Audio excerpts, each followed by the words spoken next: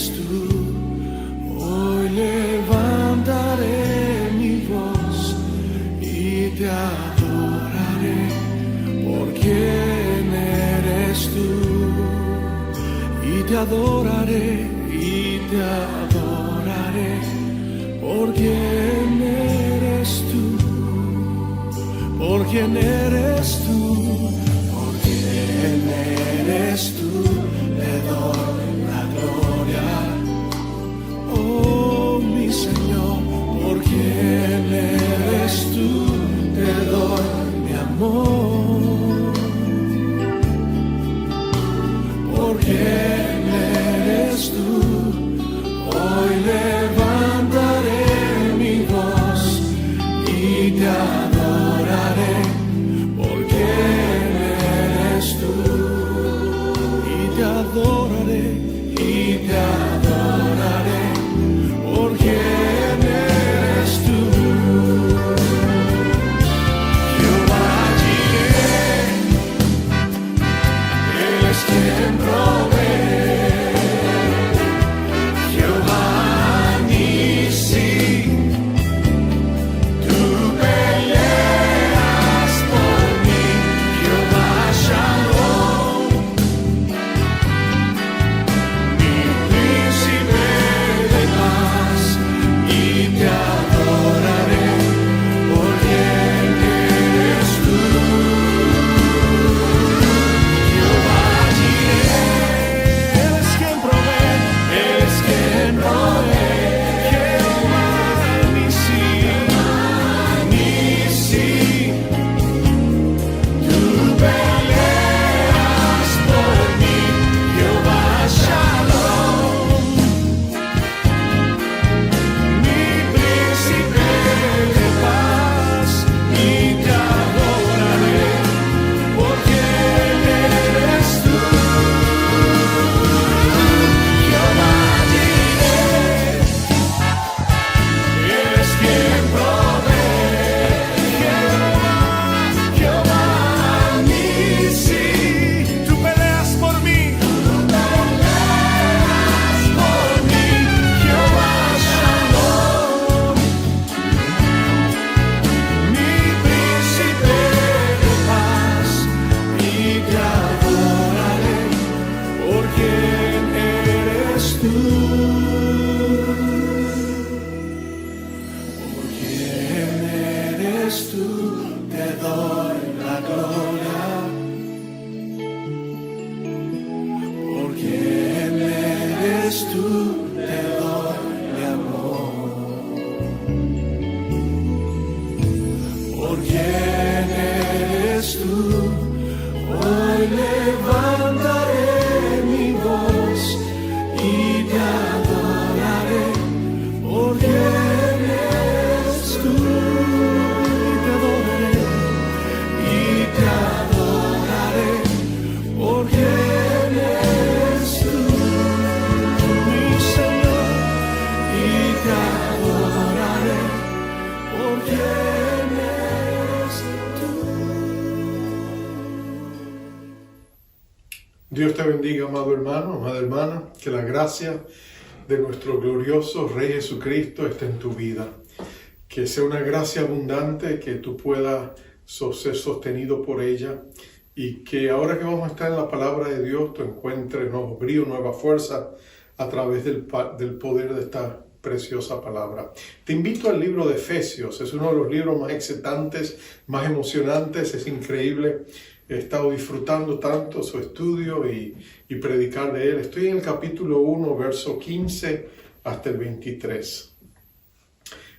La primera de dos oraciones de Pablo que él va a hacer por la iglesia de Éfeso. Y es una oración que Dios desea que también se haga por ti y por mí. Dice así la palabra de Dios.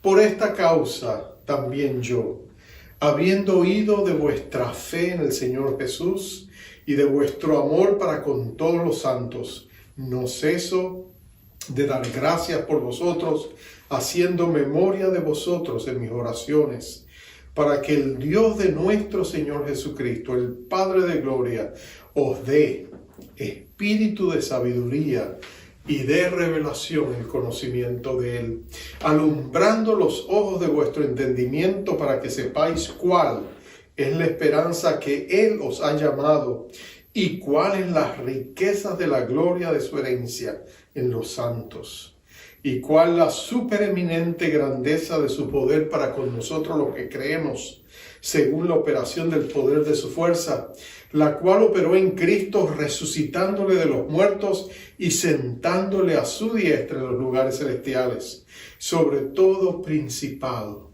y autoridad y poder y señorío, y sobre todo nombre que se nombra, no solo en este siglo, sino también en el venidero, y sometió todas las cosas bajo sus pies, y lo dio por cabeza sobre todas las cosas a la iglesia, la cual es su cuerpo, la plenitud de aquel que todo lo llena en todo. Dios bendiga su palabra. Vamos a orar.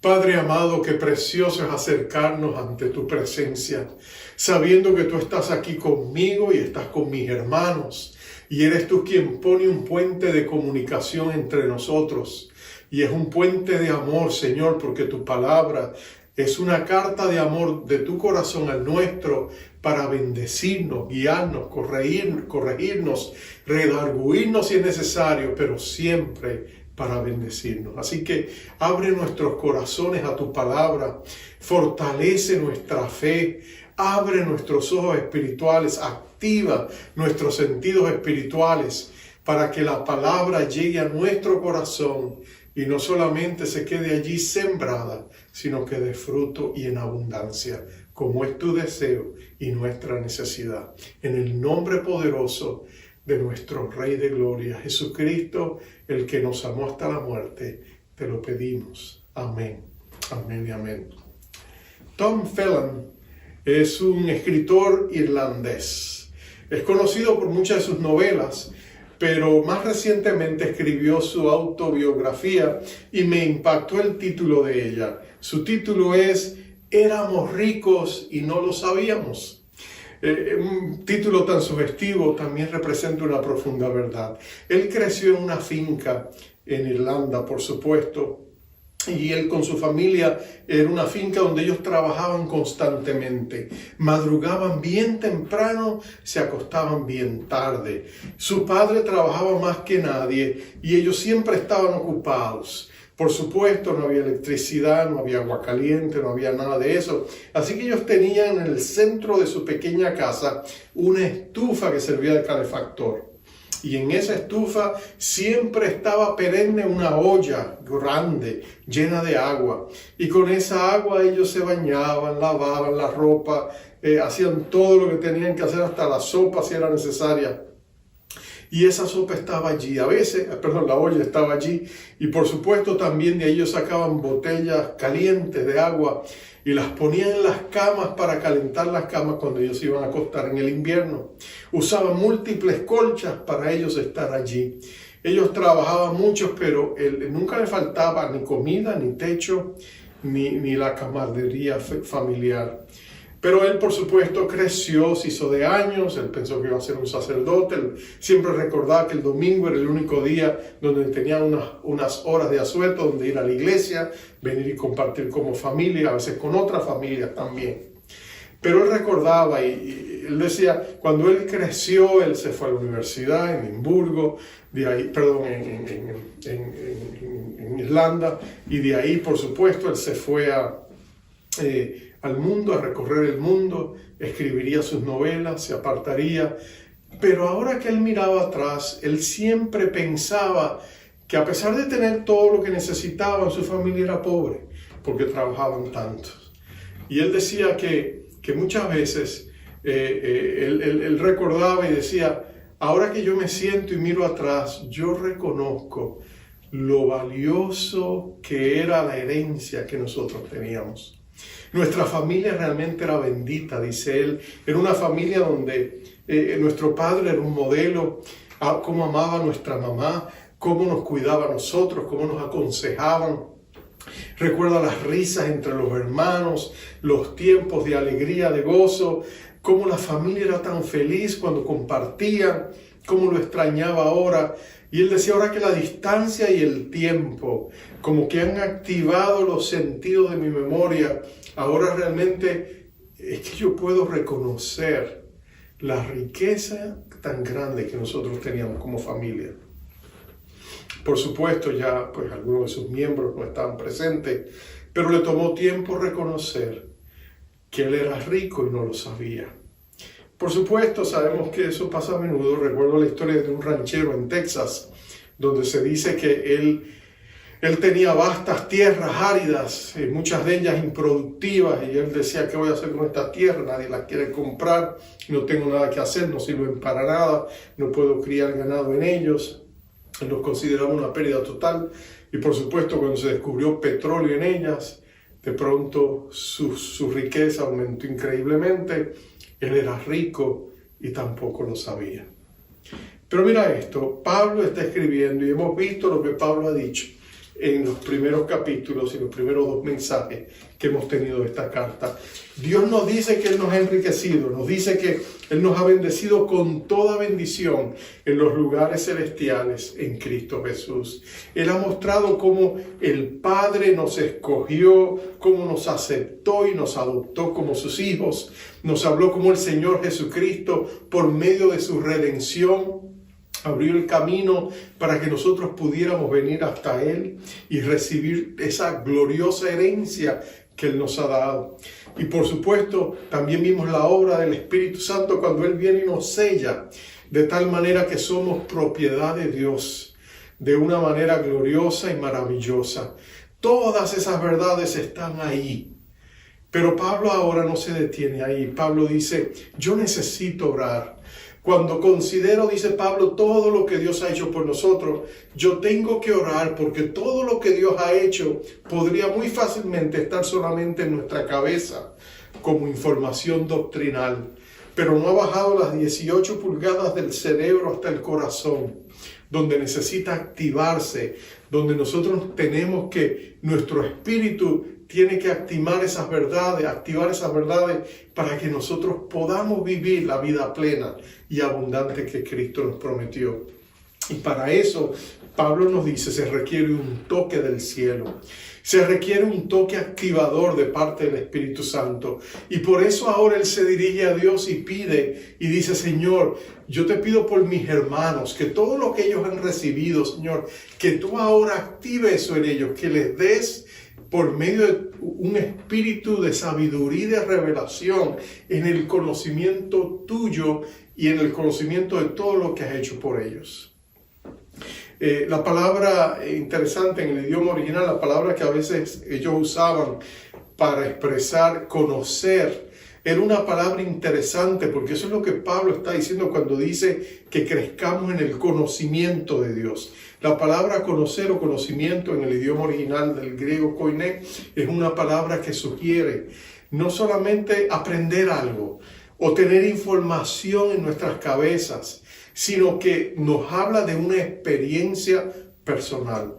Nos dice que no es solamente que nos contaron algo, sino que nosotros lo hemos probado. Como cuando tú tienes un amigo extranjero y le describe uno de los manjares de tu país y le dices, tú tienes que comer, esto es lo más suculento que hay, lo más delicioso que tú te puedes imaginar. Y la persona se rasca la cabeza y dice, yo no sé, ¿a qué sabe eso? Que tú se lo puedes explicar, le puedes más o menos comparar los sabores en base a la experiencia que él tiene, pero hasta que tú no le das un plato de ese manjar, él no va a saber de lo que tú le estás hablando, pero después que lo prueba, entonces puede decir, ahora sí sé de qué me estás hablando. Así que Pablo está diciendo, no basta con conocer, tenemos que experimentarlo. En otras palabras, tenemos que sentirlo. Nuestros sensores espirituales, nuestros receptores espirituales tienen que ser desbloqueados, destapados y tienen que ser activados para entonces poder detectar lo que Pablo nos está describiendo. Y él dice que hay 3 cosas que Dios quiere activar en nosotros, que Dios quiere que nosotros las lleguemos a conocer experiencialmente. Y lo primero que Pablo describe aquí, él dice que Dios alumbre los ojos de vuestro entendimiento. En el idioma original también dice los ojos de vuestro corazón, para que sepáis cuál es la esperanza a la que Dios os ha llamado. Es interesante que Dios llama. Lo vimos porque dice que Dios nos escogió. Y en otros pasajes como en Romanos se nos dice a quien Él escogió, Él también llamó. El llamado nuestro siempre es personal porque nuestro Dios es un Dios personal. En otras palabras, mira las Escrituras, el llamado de Dios para la vida de sus hijos y de sus hijas siempre era personal. En algunos casos hasta le llamas por su nombre. Moisés, le dice Dios a su siervo desde la zarza que arde, el arbusto que no arde y no se consume. O Samuel le dice en la noche al jovencito que está acostado y escucha la voz de Dios que le llama. El llamado de Dios es personal, a veces Dios nos llama por nuestro nombre. Pero lo cierto es que siempre que Dios nos alcanza o siempre que su Espíritu nos comunica algo, como el día en que llegamos a convertirnos y a creer en Él y aceptar a Jesucristo como nuestro Salvador, es a que Dios nos estaba llamando personalmente. Porque Dios considera a cada uno de nosotros creados única y singularmente. En otras palabras, tú eres irrepetible. Cuando Dios te hizo a ti, rompió el molde. Tú puedes tener un hermano gemelo, idéntico a ti y es diferente a ti. Puede parecerse a ti, puede pensar en muchas cosas como tú, pero hay en lo más profundo de su corazón hay realidades que lo distinguen de ti, porque cada uno de nosotros es diferente. Recuerdo en el seminario cuando estudiábamos, estudié en un seminario donde habían estudiantes de muchos lugares, ¿no es cierto? Diferentes países, algunos norteamericanos, otros eran chinos, otros eran latinoamericanos. Y recuerdo un profesor que en el segundo día de clase estaba haciendo un esfuerzo muy personal, intencional, de conocer los nombres de cada estudiante e identificar su rostro. Así que cuando llamó a un chico llamado John Smith, dijo, ¿dónde está John? ¿Dónde está sentado? Y justo la vez pasada se había sentado al lado de un compañero que era chino, de la China. Y entonces cuando él le dice, ¿dónde se sentaba? Él se sentaba ahí, sí, aquí era donde se sentaba. Y él pregunta al joven chino, sí, descríbemelo, ¿cómo era él? Y entonces el chino le dice, ay, profesor, yo no sé, para mí todos los norteamericanos son iguales. Todos son lo mismo, ¿no? Y todos nos reímos, porque usualmente así pensamos nosotros de otras culturas, como la China. Todos los chinos se parecen. Y ellos pueden pensar de los latinos, todos los latinoamericanos se parecen. Todos parecemos lo mismo ante los ojos de aquellos que no han aprendido a distinguir nuestras peculiaridades, ¿no es cierto? Pero Dios conoce a cada uno de sus hijos. Él te conoce a ti por nombre. Si el Señor Jesucristo se presentara delante de ti, Él te sorprendería. Hay un hermano muy querido en nuestra iglesia que tiene un nombre muy peculiar, bíblico, pero un nombre que no es usual. Y en una ocasión él se había lesionado una rodilla y él estaba muy lastimado y necesitaba un toque sanador y le pedía a Dios que lo sanara. Y en un momento dado el Señor se le manifestó y le habló y le llamó por su nombre. Y lo sanó. Y el hermano quedó excelentemente bien, juega fútbol otra vez, pero lo que yo recuerdo de su testimonio es que él decía, lo que a mí más me sorprendió fue que cuando el Señor se me manifestó y me sanó, no fue solo que me sanó, me llamó por mi nombre. El Señor conoce mi nombre. Y eso había sido tan especial para él, y con razón, porque el llamado de Dios es personal, el llamado de Dios es un llamado glorioso. Pero ¿a qué realmente nos está llamando Dios? ¿Cuál es la esperanza de nuestro llamado? Y ahí es donde hay varios pasajes de la Escritura que nos ayudan a entenderlo. Primera de Tesalonicenses 2:12, Pablo habla, él dice, Dios nos llamó a su reino y a su gloria. En 2 de Tesalonicenses 2:14 él dice, el cual nos llamó mediante nuestro evangelio para alcanzar la gloria de nuestro Señor Jesucristo. En 2 Timoteo 1:9 lo describe como un llamamiento santo. en 1 de Pedro 5:10 dice, nos llamó a su gloria eterna. Entonces tú inmediatamente, y podríamos ir a otros pasajes donde en Filipenses él habla de nuestro supremo llamamiento en Cristo Jesús. Pero es cuando llegamos a Apocalipsis donde allí el Señor Jesucristo le hace tan claro a Juan, y Juan lo describe de esta manera en Apocalipsis 1:6. Él dice, nos hizo reyes y sacerdotes para Dios su Padre. A Él sea la gloria e imperio por los siglos de los siglos. Nota lo que dice. Nos llamó, nos hizo reyes y sacerdotes. Nosotros a veces pensamos que la salvación sencillamente es un boleto al cielo. Acepté a Cristo, sé que cuando me muera me voy, lo tengo en mi mano.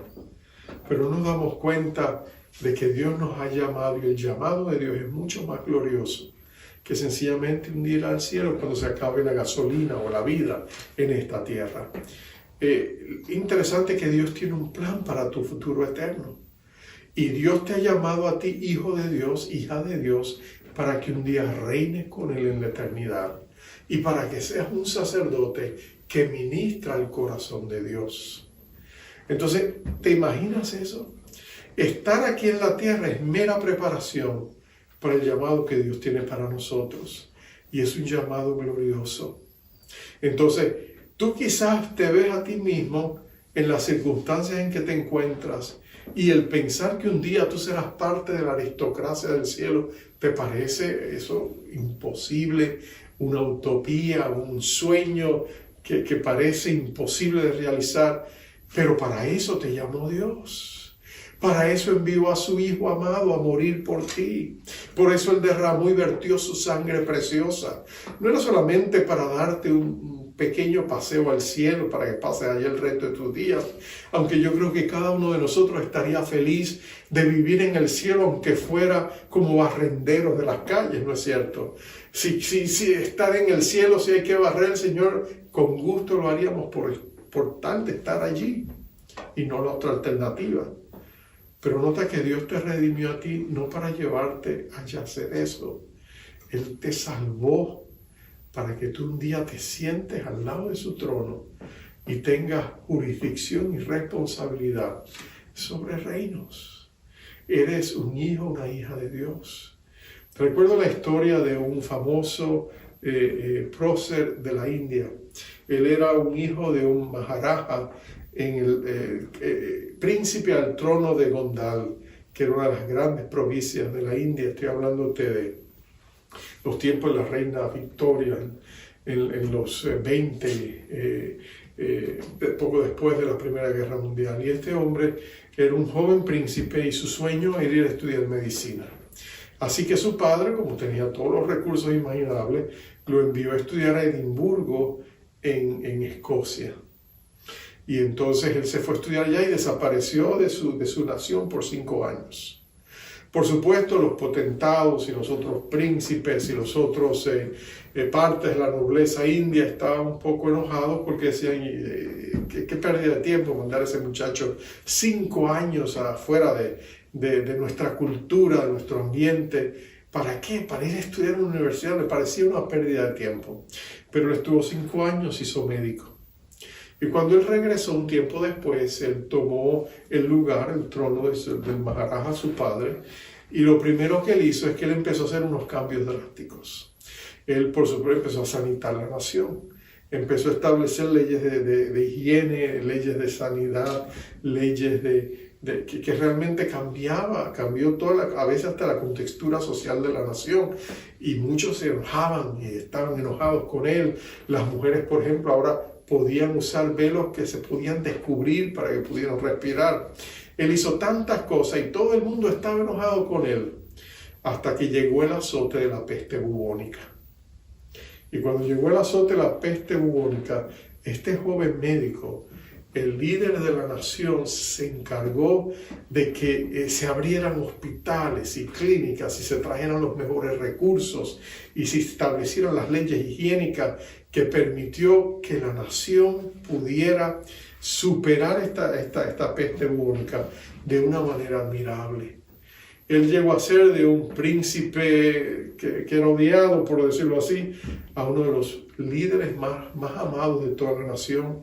La reina Victoria le dio una grande condecoración, y cuando ya se puso anciano y cumplió 50 años sobre el trono, la nación, como un gesto de gratitud, le dieron lo que pesaba en oro. Y por supuesto, él lo repartió en obras caritativas. Pero lo que te quiero decir con la historia de este hombre es que, mira, él fue y se preparó porque él sabía que tenía un alto llamado.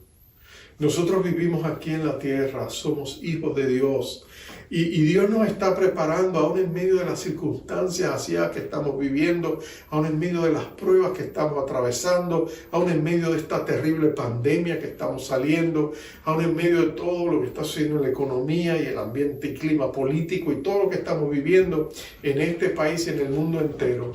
Dios sigue preparando a sus hijos para el día en que en Jesucristo ocuparán el trono. Y Dios no desperdicia nada, porque su llamado es personal. Y aunque tú y yo no podamos entender a veces los túneles oscuros que nos toca recorrer, de algo tú puedes estar seguro. No los recorres solos, el Señor Jesucristo está contigo, y el Señor Jesucristo tiene un propósito en ello. Así que puedes decirle al Señor Jesús, en el día que tengo yo en ti confío, porque sé que no estoy solo. Tú me diste una promesa inquebrantable de estar conmigo todos los días, y yo sé que hoy estás conmigo y mañana también. Pablo le dice no solamente eso, le dice, quiero que el Espíritu Santo active en ustedes la esperanza de su llamado, pero quiero que también que ustedes conozcan las riquezas de la gloria de su herencia. Las riquezas de la gloria de su herencia. Si tú recuerdas, en los primeros versos se nos decía que habíamos recibido una herencia de parte de Dios. Se nos había dicho que en él asimismo recibimos herencia. Así que en el verso 11 del primer capítulo, dice, habiendo sido predestinados conforme al propósito del que hace todas las cosas según el designio de su voluntad. Él había dicho, en él, en Cristo, asimismo tenemos herencia, como parte de ese propósito divino. ¿Y de qué estamos hablando cuando habla de riquezas? Cuando habla de la gloria de Dios, ¿de qué estamos hablando? De esa herencia. Bueno, mira otros versos en Efesios que nos ayudan a traer luz sobre esto.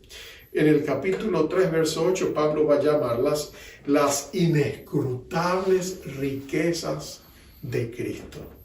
Las inescrutables riquezas de Cristo. Y en el capítulo 2, el verso 7, él va a decir, para mostrar en siglos venideros las abundantes riquezas de su gracia, en su bondad para con nosotros, en Cristo Jesús. Ahora, yo quiero que tú entiendas de qué está hablando. Lo que está diciendo aquí es que las riquezas de Dios son tan gloriosas que son inimaginables. Piensa por un momento, en el Salmo se nos dice, el Salmo 25 dice, de Dios es la tierra y toda su plenitud.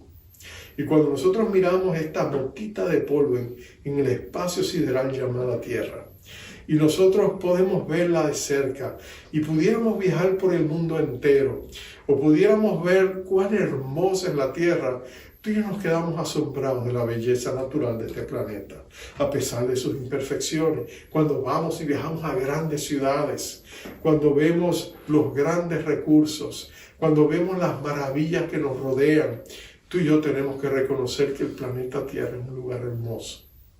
Es un lugar lleno de vida, lleno de movimiento. Hay tantas cosas preciosas en la flora, en la fauna, tantos misterios todavía por descubrir, ¿no es cierto? Realmente vivimos en un mundo maravilloso. Pero cuando tú piensas en lo que significa, cuando la Biblia dice que la tierra es apenas la sombra de la realidad y la gloria del cielo. Tú y yo pensamos que nosotros aquí vivimos en la realidad y el cielo nos parece un lugar etéreo de nubes, un lugar que quizás cuando lleguemos allá arriba va a ser aburrido. Nos imaginamos con pequeñas arpas tocándolas, un himno interminable. Y pensamos en los peores días que hemos pasado a veces en cultos largos, donde el ambiente está incómodo. Y nosotros decimos, así va a ser la vida en el cielo, porque desconocemos las riquezas inescrutables de Cristo en el reino celestial. Si tú piensas que este mundo es maravilloso, este mundo es una pálida representación de lo que el cielo tiene que ofrecernos. Y cuando tú lees lo que la Biblia habla del cielo, es glorioso. La Nueva Jerusalén, por decir, tiene calles de oro, mar de cristal. Las puertas de las 12 puertas de la ciudad de Jerusalén son enormes perlas. Se nos dice que el fundamento de la ciudad tiene 12 capas enormes que recorren más de 1500 millas alrededor de la ciudad, de piedras preciosas cada uno de esos fundamentos. Imagínate tú, ante la luz esa ciudad es refulgente, es glorioso, y lo que esté dentro de esa ciudad tú no te alcanzas a imaginar. Si tú piensas que la tecnología aquí humana es increíble, eso no se compara a lo que está pasando en los cielos. La tecnología celestial tiene que ser mucho más gloriosa y avanzada que lo que tú y yo nos imaginamos. Imagínate cuando no hay dimensiones como el tiempo y el espacio. Nada que pueda detenernos, porque no hay muerte. Tú y yo no nos preocupamos de cuándo van a terminar las cosas. El tiempo es imparable.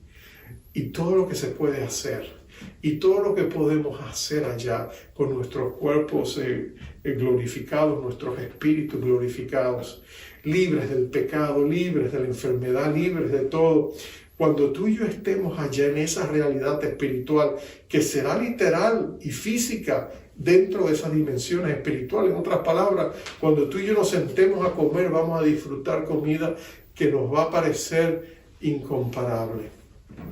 Cuando tú y yo nos sentemos a jugar, vamos a disfrutar de juegos que tú y yo no te imaginas, con la vitalidad y la salud divina que vamos a tener. Tienen que haber lugares de diversiones, porque nuestro Dios es un Dios creador y Él ama a sus hijos. Tienen que haber lugares gloriosos y maravillosos, parques de diversiones, ¿por qué no? Imagínate poder ir a ese lugar y ver cosas, colores que nunca hemos visto. Olores que nunca hemos olido, sabores que nunca hemos probado, lugares tan gloriosos que no podemos ni siquiera imaginarnos, ver preciosas criaturas que quizás están extintas desde hace siglos, pero que ya podemos verlas y sin peligro. El cielo va a ser un lugar maravilloso, glorioso. Ojo no ha visto, ni oído ha escuchado, ni se ha concebido en el corazón del hombre lo que Dios ha preparado para los que le aman. Entonces el cielo va a ser glorioso. Recuerdo la historia de mi amigo Alberto, un hermano de la iglesia, que le dio un doble derrame cerebral. Cuando yo corrí al hospital de Jamaica a verle, yo pensé que lo iba a ver postrado, entubado. Y me sorprendió verlo sentado en la cama, lo más tranquilo, y se levantó y me dio la mano. Y yo digo, pero hermano, perdóname, me habían informado mal, me dijeron que tú habías tenido 2 derrames cerebrales. No, sí, pastor, así fue. Le dije, ¿pero qué pasó? Y me contó, ya estoy bien. Si quizás me dan de alta el día de mañana, estoy aquí haciendo los exámenes. Pero estábamos hablando, pero yo notaba que había algo, que él me miraba al piso y volvió y me miraba. Como que quería decirme algo, pero no se atrevía. Y yo le dije, Alberto, cuéntame, ¿qué está en tu corazón? Tráelo. Dice, pastor, me dice que si yo se lo cuento, usted va a pensar que yo estoy loco. Y yo recuerdo que en broma yo le dije, no te preocupes, vas a descubrir que quizás los dos estamos iguales. Así que él sonrió y me dijo, ¿qué, pastor? Aquí va. Y me dice, pastor, yo morí en el segundo derrame. Yo escuchaba a los doctores cuando decían, lo perdimos, yo estaba saliendo de mi cuerpo.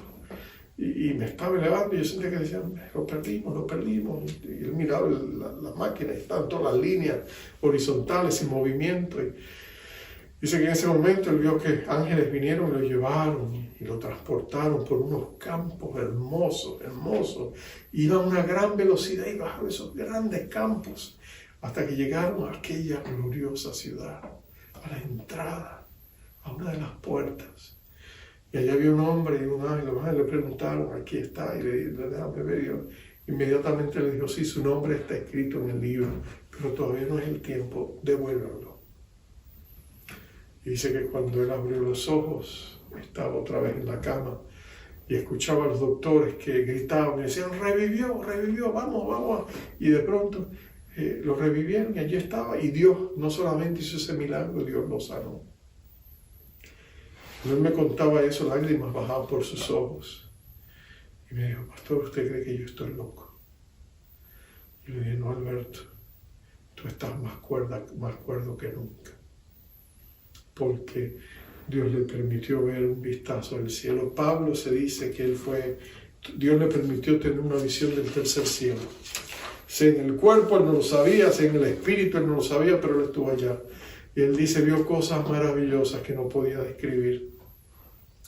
Cosas que no le era ni siquiera permitido compartirlas. Y por supuesto, conoce el resto de la historia, le fue dado una espina en el costado para mantenerlo humilde. Pero el punto es este, nos espera una herencia gloriosa en los cielos. Pedro la llamaba una herencia incorruptible, incontaminada, inmarcesible, inmarchitable, reservada en los cielos para ti y para mí, que somos guardados por el poder de Dios. Pablo quería que la iglesia, que los hermanos, que cada creyente pudiera conectarse a Dios y que Dios les revelara esa gloria que le esperaba, porque es una herencia segura para los hijos de Dios. Y finalmente Pablo les dice, y estoy orando para que Dios os dé espíritu de sabiduría y de revelación y conozcan la supereminente grandeza de su poder para los que creemos. Y él le dice que opera según la operación del poder de su fuerza. Pablo está hablando de la omnipotencia de Dios. Pablo está diciendo, tú tienes que conocer cuán grande y poderoso es Dios. Ahora, vivimos en un mundo donde pensamos que a Dios los hemos sacado de circulación. Sencillamente le dijimos a Dios y lo echamos fuera. Como si estuviéramos en una caja y sacamos a Dios de la caja y nos quedamos nosotros solos. Y entonces como Dios no le damos permiso, pensamos nosotros, para que esté en la arena pública o en la política, cuando nosotros creamos una separación del Estado y de la Iglesia, donde pensamos que Dios no tiene permiso para cruzar las líneas, pensamos que vivimos en un mundo teísta, un mundo donde Dios está por allá y nosotros estamos acá y Él no se preocupa por nosotros y nosotros no nos preocupamos por Él. O sencillamente Dios le dio cuerda a este mundo, lo puso a rodar y tic-toc, Dios no se preocupa por nosotros. Pero están equivocados. Porque la Biblia nos dice que Dios es el que nos da vida. Si tú respiras porque Dios te da ese aire, es porque Dios sustenta este universo por el gran poder que Él tiene. La Biblia nos dice que Dios creó el universo. Dice que lo creó de la nada, ex nihilo. Dice que Dios, del aliento de su boca salieron las estrellas. Dice que Dios conoce a cada una de esas estrellas y las llama por nombre y las cuenta, dice Isaías. Dios nos dice que el poder de Dios es tan grande, tan infinito, que el Dios eterno conoce el pasado, el presente y el futuro. Es omnisciente, omnipotente, es omnipresente. Dios, en Él nos movemos y existimos y tenemos nuestro ser. En otras palabras, Dios lo llena todo en todo. Dios es tan grande que tú y yo no lo podemos comparar absolutamente a nada. Y eso es solo en esta dimensión literal, este mundo que nosotros conocemos. Estos vastos universos cuyas galaxias son más numerosas de lo que nosotros podemos ni siquiera imaginar. Algunos dicen que todavía se expande, otros dicen que es insondable, es infinito.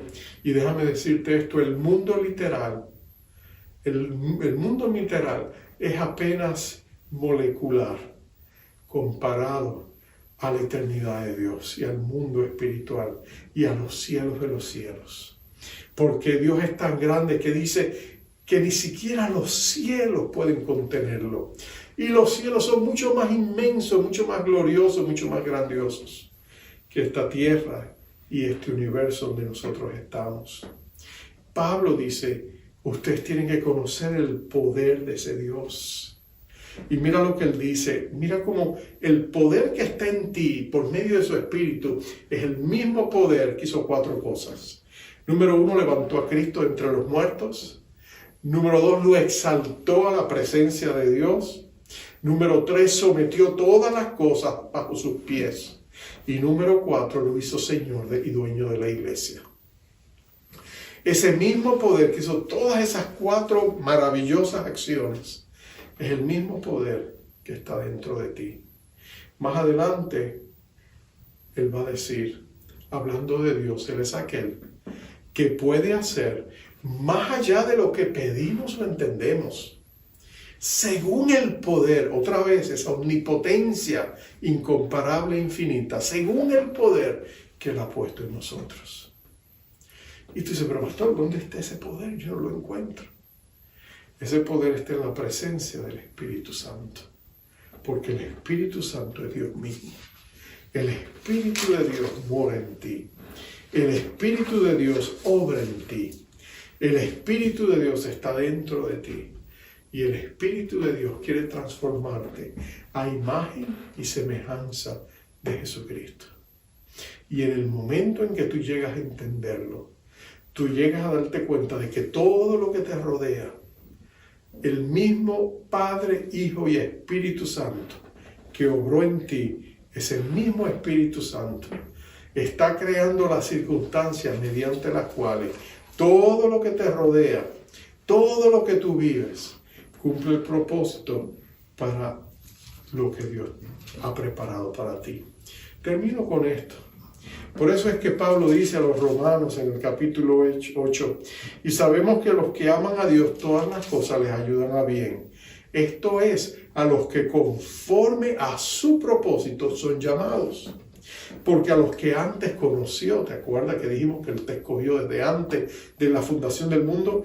También los predestinó para que fuesen hechos conformes a la imagen de su Hijo, para que Él sea el primogénito entre muchos hermanos. Y a los que predestinó, estos también llamó, y a los que llamó, estos también justificó, y a los que justificó, a estos también glorificó. Qué interesante. Pablo dice que Él hizo todo eso ya para ti. Dice, pero pastor, todavía no me ha glorificado. Pero mira la certeza con que Él lo dice, que Él lo da por puesto, porque el que empezó la buena obra en ti es capaz de terminarla. ¿Cuál entonces debe ser nuestra respuesta? Nuestra respuesta debe ser, oh Señor, dame lo que Pablo dice. Dame ese espíritu de sabiduría y de revelación. Abre mis ojos, mis sentidos espirituales. Destapa mis receptores espirituales. Señor, yo quiero conocerte de la manera más profunda que tú quieres que yo te conozca. Yo quiero conocerte íntimamente. Yo quiero conocerte poderosamente. Yo quiero capacitarme en tu poder para poder hacer y cumplir el llamado que tú tienes para mí. Y cuando tú y yo abrimos nuestros corazones a esa realidad y lo pedimos así, el mundo está por ver lo que Dios puede y quiere hacer a través de alguien que se consagra a Dios de esa manera. Vamos a orar. Padre, en esta preciosa oportunidad te damos gracias, porque tú estás abriendo nuestros ojos a la realidad de quiénes somos en Jesucristo. Nos dijiste que tú nos separaste y nos hiciste santos, nos trajiste del mundo de las tinieblas al mundo de tu luz admirable. Nos dijiste que nos diste fe para que camináramos contigo y que nos pusiste en Cristo Jesús una posición de bendición donde hemos recibido todas las bendiciones espirituales en Él. Fuimos redimidos, comprados, hechos hijos tuyos y sellados por tu Espíritu Santo. Y ahora tú nos dices, Señor, que tú quieres activar esa vida profunda que tú has puesto en nosotros. Y que tú quieres que conozcamos nuestro llamado y que conozcamos la riqueza inescrutable con la cual tú nos has bendecido en esa preciosa herencia que nos has dado. Y tú también nos dices que tú quieres que conozcamos el gran poder que tú has puesto en nosotros. No para que nosotros lo controlemos y hagamos lo que querramos, sino para que seamos instrumentos en tus manos, para tú hacer divinamente lo que nosotros humanamente no podemos hacer. Así que Espíritu de Dios, te pedimos que nos des ese espíritu de sabiduría y de revelación. Ven a nuestras vidas, a la vida de mis hermanos y a la mía, y activa, oh Dios, esas verdades y esas realidades espirituales para que estemos llenos de la plenitud de Dios y podamos, donde quiera que vamos, dejar un destello de luz y una estela de fe y de amor para que el mundo sepa que nosotros somos tus representantes, tus embajadores. Oh Señor, ven con poder sobre tu iglesia, sobre nuestras vidas, en estos días difíciles que nos han tocado vivir, y revístenos de tu gloria y de tu esplendor, para la gloria y honra de tu nombre. Te lo pedimos en Cristo Jesús. Amén, amén y amén. Amados, que Dios te bendiga. Te envío como siempre con esta bendición espiritual. Jehová te bendiga y te guarde. Jehová haga resplandecer sobre ti su rostro y tenga de ti misericordia. Jehová alce sobre ti su rostro y ponga en ti paz. Bendiciones, amados. Si todo cae a mi alrededor, si oscuridad cubre mi interior, tú permaneces, tú eres fuerte. Cuando el dolor llega al corazón y el temor nubla mi visión, tú permaneces, tú eres fuerte. Confío en ti, Dios, eres siempre fiel, no temeré. Tú cuidarás de mí, nada se escapa de tu control. Nada es más grande que nuestro Dios.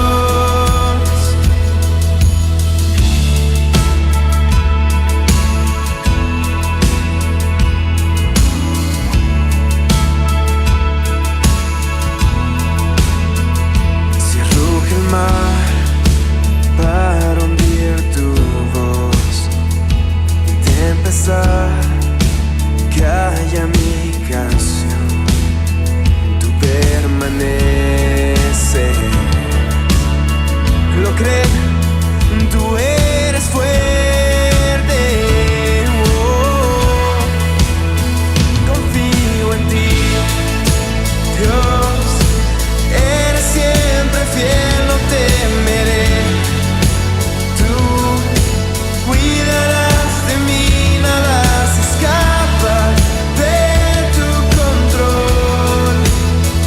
Nada es más grande que nuestro Dios.